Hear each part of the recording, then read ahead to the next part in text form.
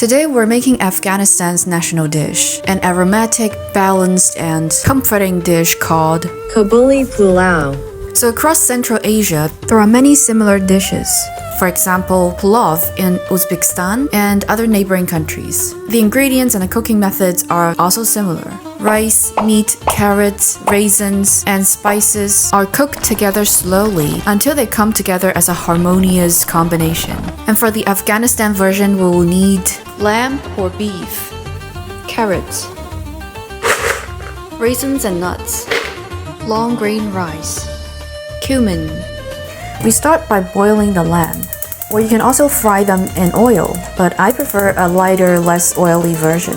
And I would add some salt to slightly season the lamb. And we let it simmer until it's tender. Low heat, no rush. When we wait, we can cut the carrots into stripes, and we can also rinse and soak the rice. The rice I ordered online didn't arrive in time, so I used some leftover rice instead. Once the lamb is cooked through, we add the rice, carrots, raisins, along with cumin and salt. And then we cover it, let it simmer. After about 20 minutes, it's ready, and we can enjoy it.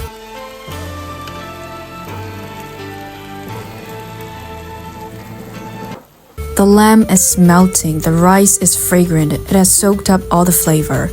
The sweetness from the carrots and raisins makes the savoriness of the lamb stand out even more. Together they create a soft, warm, balanced bite. This is super comforting. Nice.